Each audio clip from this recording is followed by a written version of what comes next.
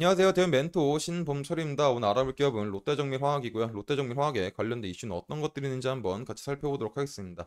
일단 롯데정밀화학의 최근 이슈는 결국에 실적에 대한 부분이겠죠. 결국에 지난해 연결 기준 영업이익이 전년 대비 61.7% 감소했다. 결국에 이렇게 감소한 이유는 전방 산업이 둔화가 됐었다라는 거죠. 근데 이런 영업이익 감소에도 긍정적인 상황은 연출이 됐다라고 볼 수 있습니다. 그래서 이런 부분에 대한 이슈와 앞으로 롯데정밀하기 어디에 투자할지 한번 같이 살펴보도록 하겠습니다. 롯데정밀하기 이제 강점을 보이고 있는 사업 분야는 ECH죠. 이런 ECH는 이제 건설업에 굉장히 많이 사용될 수 있습니다. 그리고 건설업의 강점을 보이고 있는 나라 중에 하나가 중국이고 또 추가적으로 볼 부분이 이제 한국이죠.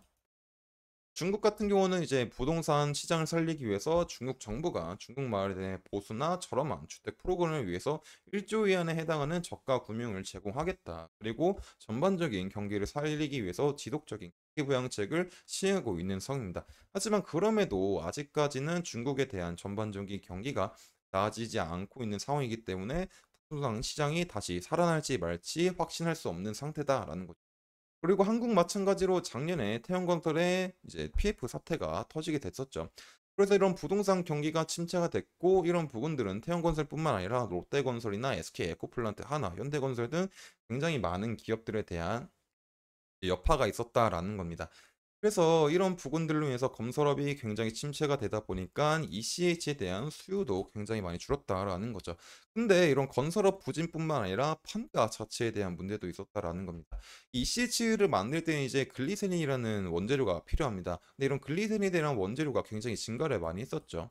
이 글리세린에 대한 증가가 왜 생겼냐면 일단 이제 전 세계 파미 생산량 1위 인도네시아가 작년 2월 달에 바이오 디젤 의무 혼합률 정책을 펼치게 되면서 바이오 디젤에 대한 생산량을 증가시켰습니다. 근데 이런 바이오 디젤을 만들 때 부산물로 글리세린이 많이 나오게 된다. 그래서 이런 부산물이 지속적으로 쌓이다 보니까 ECH에 대한 원재료에 대한 가격이 굉장히 하락을 하게 되는 상황인 거죠.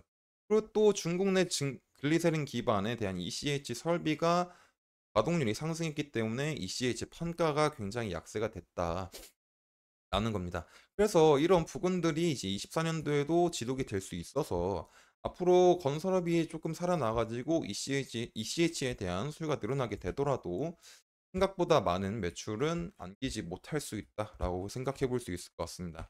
그리고 다른 부분들은 가성소다가 있는데 이런 가성소다 같은 경우는 이제 2차 전지 사업에 쓰일 수 있습니다. 근데 2차 전지 사업이 다운이 되다 보니까 이런 가성소다에 대한 수요도 조금 줄어들었다라고 볼 수가 있는 거죠. 근데 아까 전에 긍정적으로 볼 수 있는 분야가 있었다라고 했는데 그게 어디 부분이냐면 이런 그린 소재 사업 분야다.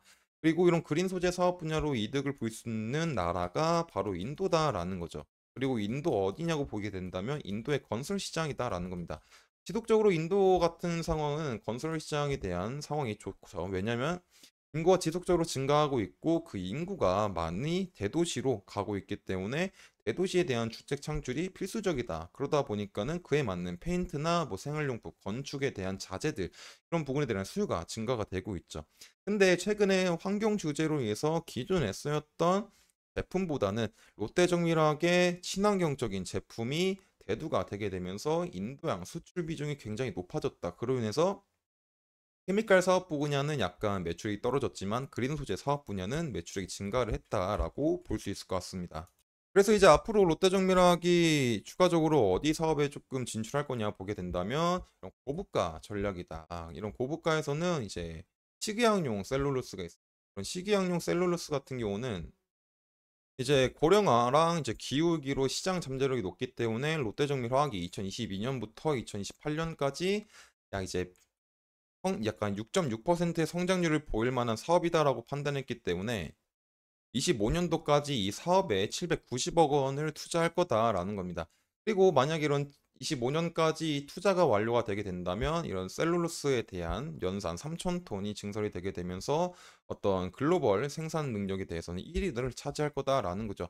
그리고 또 하나는 이제 셀룰로스보다 더 중요한 게 TMAC가 있다라는 겁니다. 결국 이런 TMAC는 반도체 현상에 몰린 거죠. 결국 이런 반도체 공정에 쓰일 수 있는 소재인데 최근에 이런 반도체에 대한 상황이 굉장히 괜찮다라고 볼 수 있을 것 같습니다. 결국 이런 반도체에 관련된 이슈를 보게 된다면 설 연으로 2월 초순 수출 15%지만은 반도체 수출만은 42%가 늘었다라는 겁니다. 이런 반도체 수출이 40%가 넘었는데 이 수치가 어느 정도냐면은 반도체 호황기 때 21년도에 가장 최고치가 45.2%였습니다. 근데 현재 42%로 반도체 호황기로서 진입하고 있는 상황이다라고 보시면 될 것 같고, 또 밑에 있는 AI 반도체의 질주, 반도체 시장 격변 예고를 보게 된다면 결국에 인공지능 열풍이 불게 되면서 주식시장은 물론이고 반도체에 대한 산업 생태계도 굉장히 활발해지고 있다. 그래서 엔비디아나 ARM 홀딩스 등 관련 기업들에 대한 주가가 파죽지대로 상승하고 있다라는 거죠. 결국에 24년도 같은 경우는 온디바이스 AI를 통해서 어떤 반도체에 대한 온디바이스 AI에 대한 시장 개막을 알리고 있는 시기다 보니까 앞으로 해가 가면 더 갈수록 반도체에 대한 수요는 더 증가할 수 있다. 그러다 보니까 이 TMAC에 대한 수요도 같이 증가할 수 있는 상황이죠. 근데 이런 TMAC 같은 경우는 반도체뿐만 아니라 디스플레이에서도 사용될 수 있습니다. 디스플레이 공정에서도. 그리고 특히 디스플레이 OLED에서 사용될 수 있습니다. OLED 시장 전망을 보게 된다면 OLED TV가 연평균 10%가 성장하게 되고, 모바일 폰 같은 경우는 연평균 5%, 모바일 PC는 연평균 34%가 성장한다. 그래서 앞으로 성장하는 OLED와 반도체에 따라서 롯데정밀화학의 TMAC 반도체 형상의 원료가 쓰일 수 있기 때문에 이 부분에 대해서 추가적인 매출을 안을 수 있지 않을까 생각합니다. 이런 부분들에 대한 이슈들을 지속적으로 살펴봐야 되기 때문에 롯데정밀화학에 관련된 이슈를 계속 살펴봐야 될 것 같습니다. 주가를 한번 살펴보도록 하겠습니다. 일단 롯데정밀화학의 주가는 지속적으로